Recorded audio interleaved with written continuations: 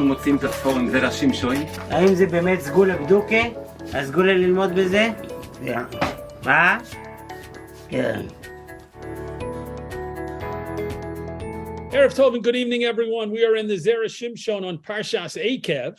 We're doing Os Zion, section number 7. We're going to take a look at a very well-known pasuk from the Parsha before we begin. So this is Parshas Eikev, Sefer Devarim, Perek Ches, pasuk Yud.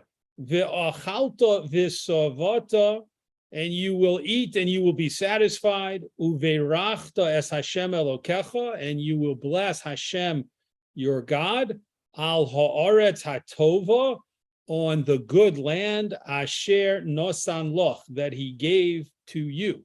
So that's the pasuk, and of course we recognize we say this pasuk as part of our benching, as part of Birchas Hamazon, and this is the source for Birchas Hamazon, as we're about to see. Okay. Os Zion, section 7. V'achalta v'savata v'rachta. The Zera Shimshon starts with this pasuk.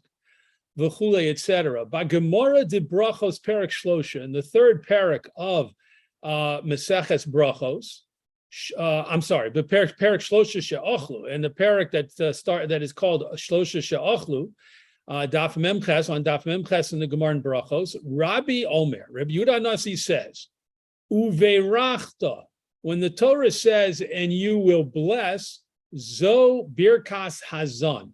This is a reference or an allusion to the first bracha of Birchas Hamazon, that the Gemara refers to as Birkas Hazon. Al ha'aretz, when the Torah says on the land, Zo Birkas ha'aretz. That's a reference to the second bracha in Birchas Hamazon that talks about the land of Eretz Yisrael.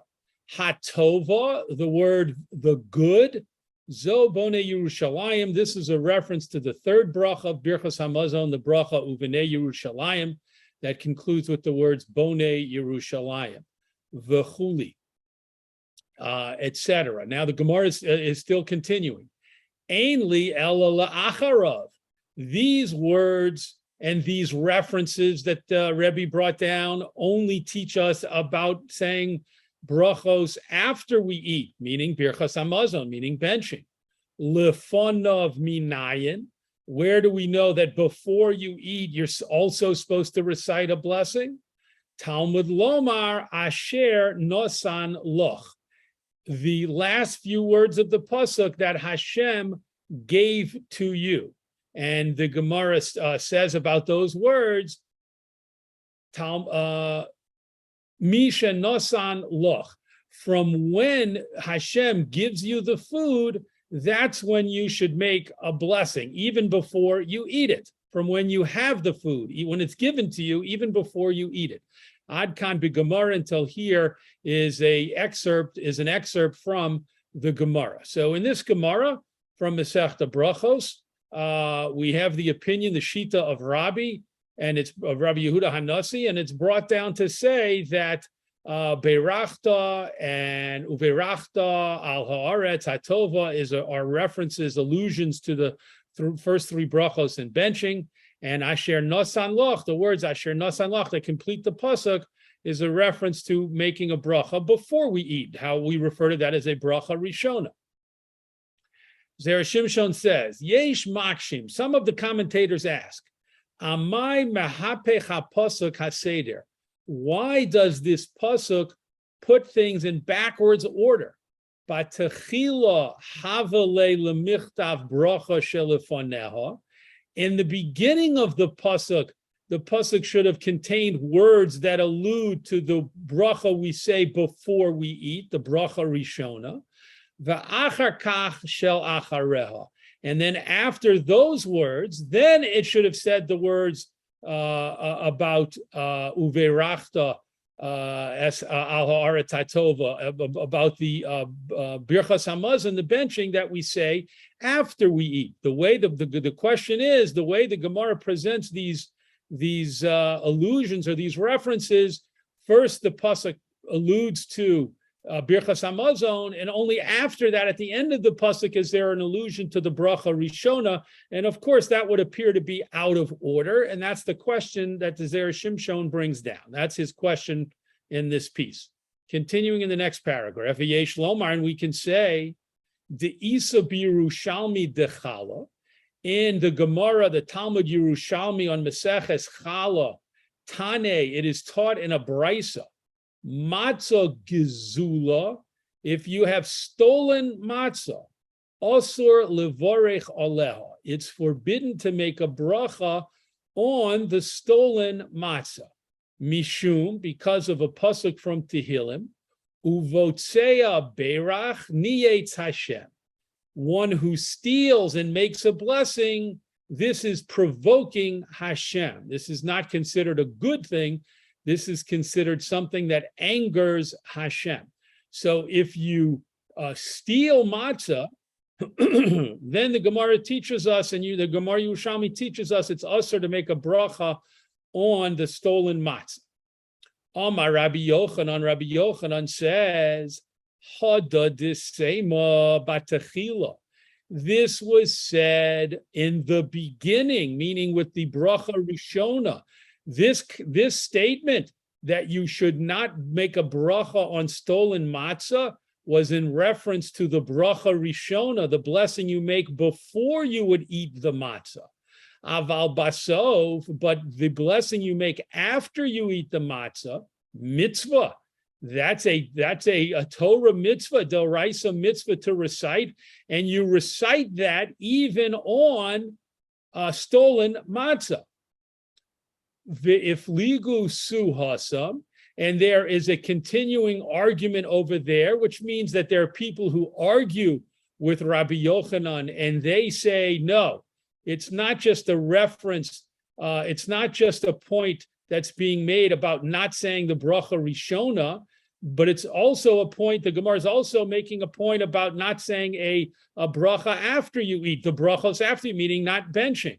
The ayin shom, and look over there, the Zera Shimshon suggests, and you can see the different opinions about this subject. So this is the Zera Shimshon's first building block that he's giving us as he begins to assemble information and provide us with information to begin to answer the question. So just quickly to recap, the Zera Shimshon has brought in a Yerushalmi from Maseches Chala that states that you don't make a bracha on stolen matzah.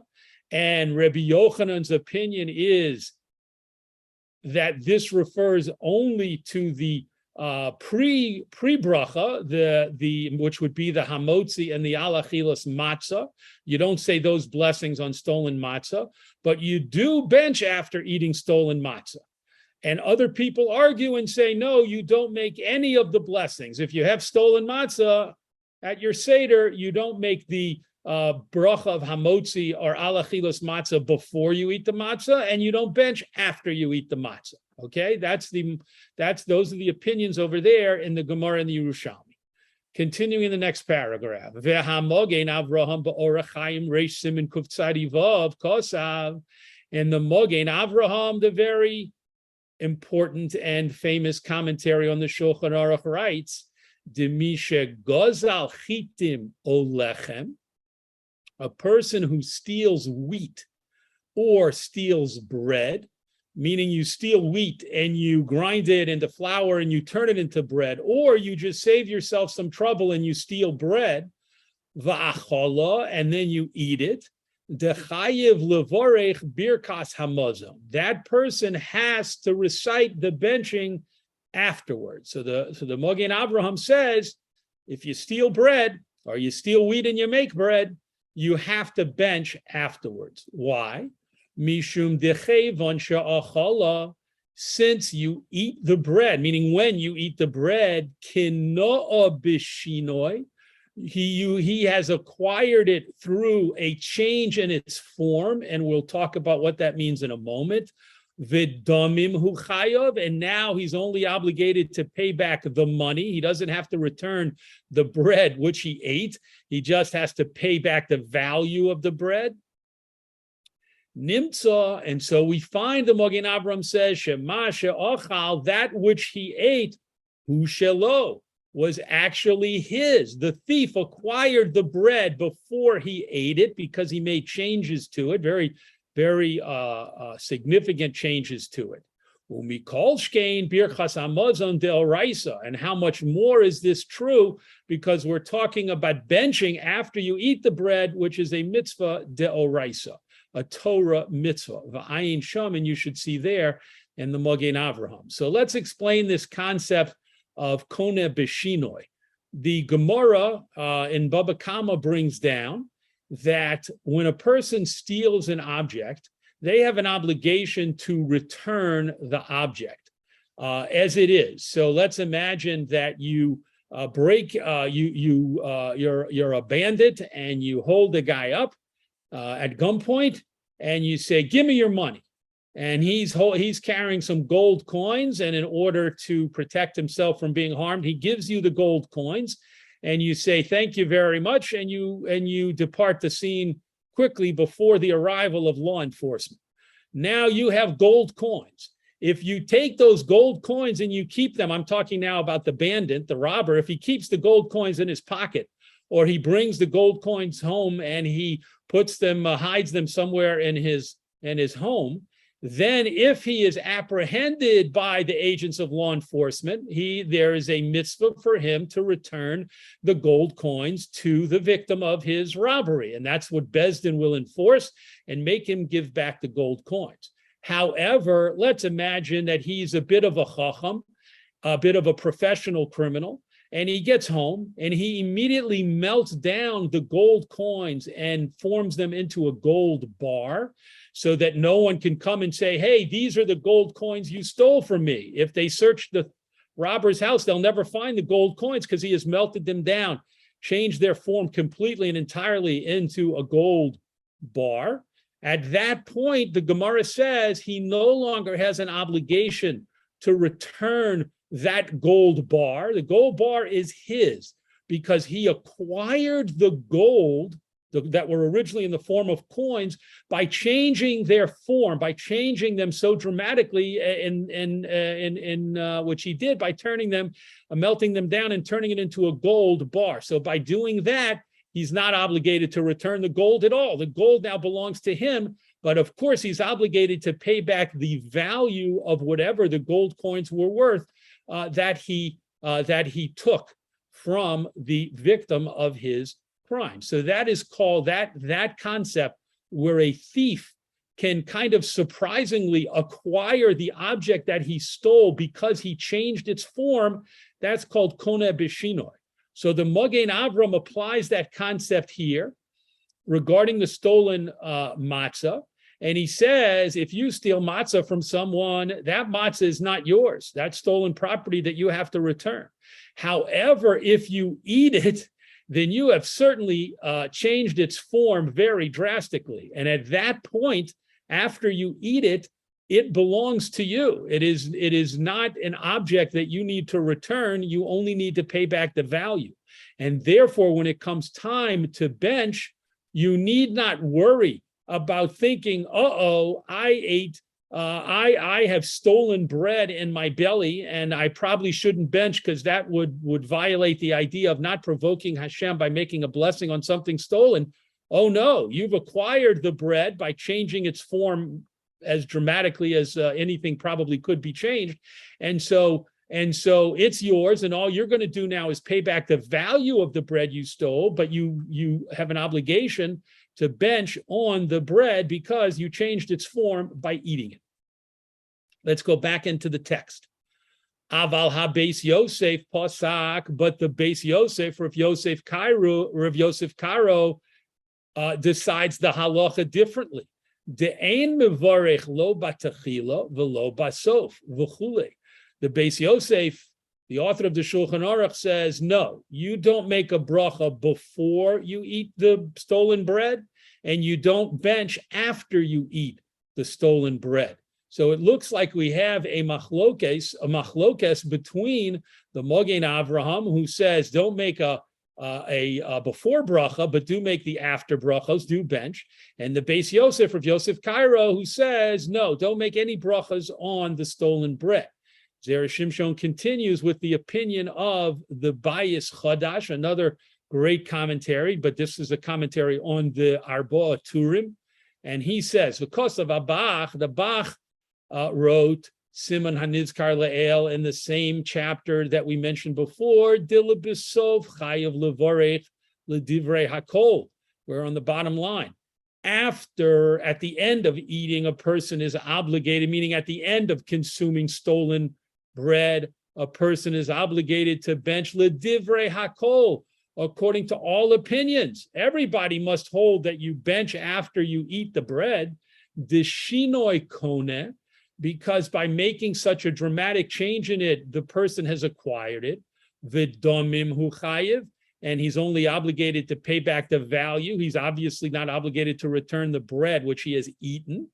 Ve'eno afilu minaitz, and there's not even a question of provoking Hashem by making a blessing on something stolen, because the something that was stolen doesn't exist anymore, and and the thief and the robber, has acquired it, and therefore there's no issue. Of course, the Bayis Chadash says, of course you bench. Everyone has to agree to that. Umay de pligi be Yerushalmi, and when we see a machlokas in the Yerushalmi about this subject, about whether or not you make a bracha, hu bebracha rishona, that must be limited to the issue of the pre-bracha, the bracha you make before you eat.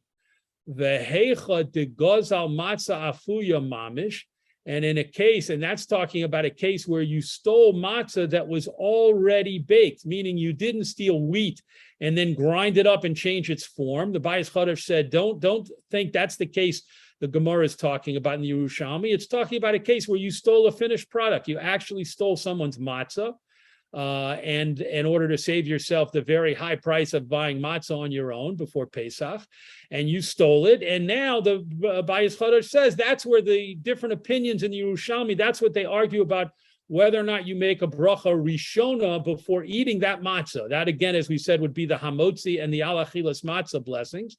But you definitely do bench, because once you eat it, you change its form and you acquire it, and you're no longer have an issue of provoking Hashem with a blessing, because now you own the material and you can say the benching. As a matter of fact, you're obligated to say the benching.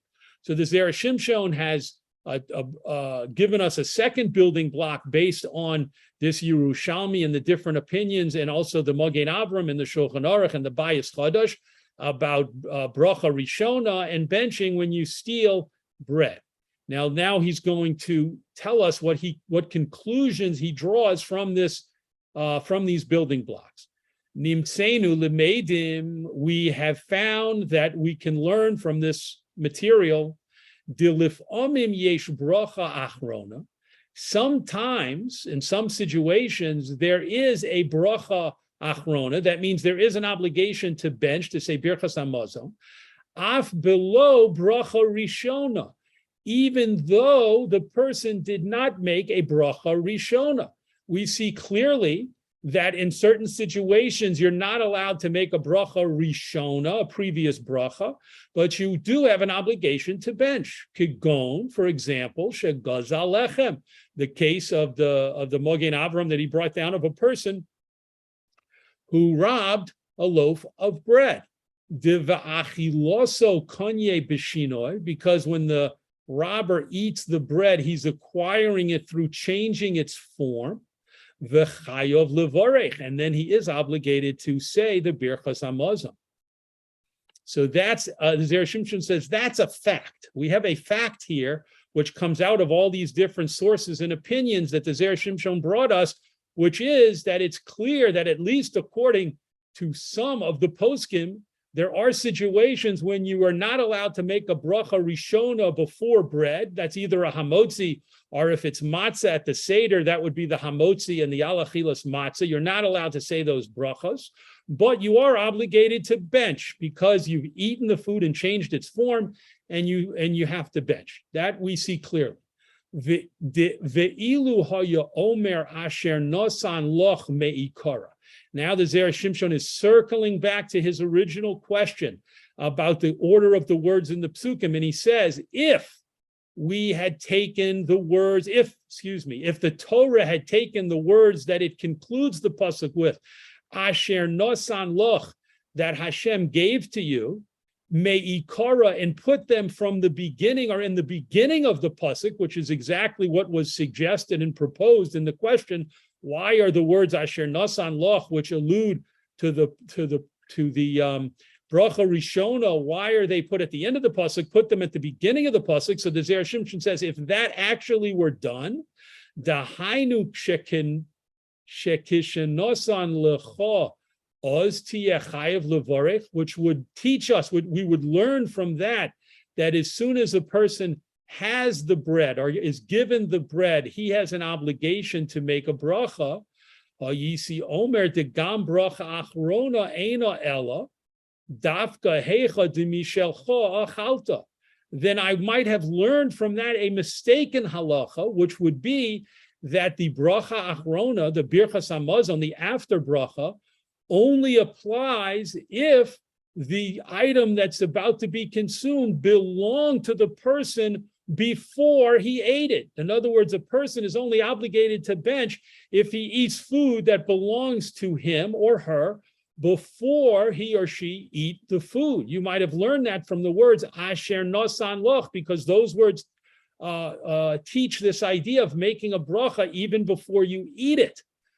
Dehainu shekfarnis chayafta b'bracha rishona, which would mean you only bench if you were already obligated to make the bracha rishona on the thing that you ate, in this case on the bread that you ate, beforehand. So we might have learned, if the words Asher nosan lach were taken and they were put at the beginning of the pasuk, we might have learned the following halacha, which sounds nice but is totally wrong according to certain poskim, which is you only bench, a person only benches and only says birchas hamazon if it's a situation where the person was allowed to make the bracha rishona beforehand. However, if a person wasn't allowed to make hamotzi on the bread or a hamotzi on al achilas matzah, then the person would not be allowed to bench afterwards. That's what we would have thought, but the Zera Shimshon says that is incorrect according to certain of the halachic authorities, for example, the Magen Avraham, that he brought down. Aval hecha shegazal, this is still talking about what we might have thought incorrectly. But in a case where a person robbed a loaf of bread, v'lo nischayv b'bracha rishona, and therefore he's not obligated to make the bracha rishona of hamotzi, oz mipnei shehu menayit, he can't make it then because it would be provoking Hashem, right? He just stole a loaf of bread. He hasn't changed its form in any way. He's holding it in his hand, and he wants to make a hamotzi. Or if it's a piece of matzah, if it's a matzah, he wants to make a hamotzi, and maybe if it's at the seder, he also wants to make achilas matzah. We tell him, no, you can't make those brachos, because then you would be violating the principle from Sefer Tehillim about provoking Hashem by stealing something and make a bracha on it. And then we would have thought that since he didn't make the pre-brachos, the brachos rishonos, or the bracha rishona, then he's also exempt from and forbidden from doing the benching. And this would follow the opinion of the Beis Yosef, which was mentioned previously. And this would follow the shita of Rabbi Hila in the Gemara Yerushalmi, and Rabbi Hila is the view that argues on the opinion of Rabbi. And here is his understanding from Rabbi Hila. Here's Rabbi Hila's drasha as to why he says if you don't make the first bracha on stolen food, you also don't bench afterwards. He says, Eileh ha-mitzvos. The Torah teaches the words Eileh ha-mitzvos. These are the commandments. This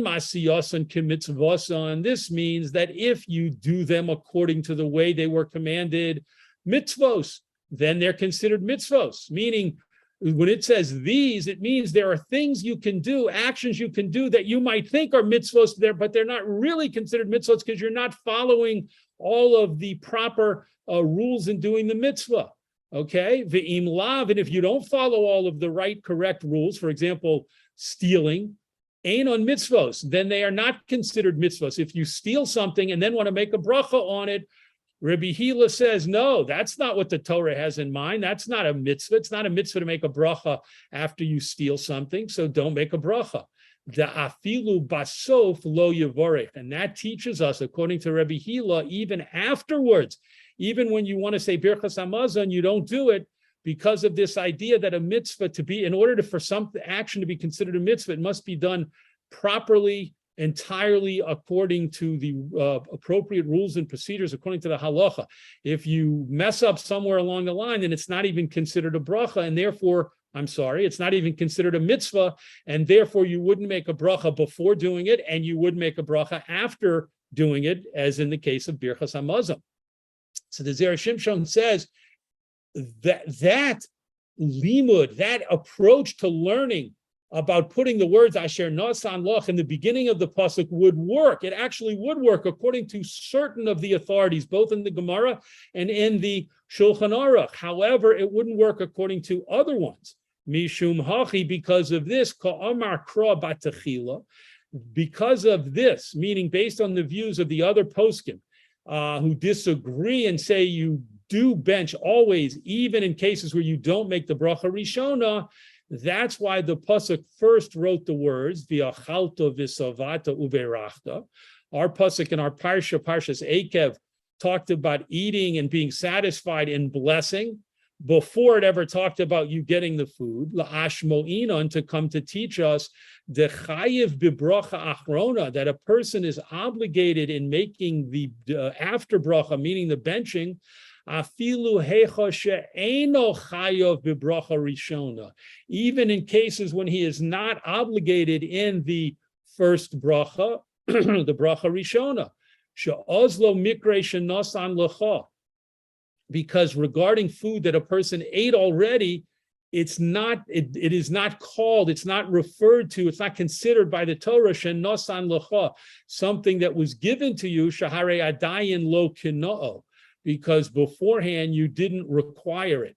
Meaning, when you steal bread, it's very understood that you won't make a hamotzi before eating it. Or in the case of Pesach, again, you won't make a hamotzi na achilas matzah, because at that point, the words Asher Nasan Loch tell you this food was given to you by Hashem, but if you stole it, then it wasn't given to you at all by Hashem. It was actually given to another person by Hashem, and you stole it from that person. So you can't make your bracha rishona, which is alluded to by Asher Nasan Lecha. It was given to you.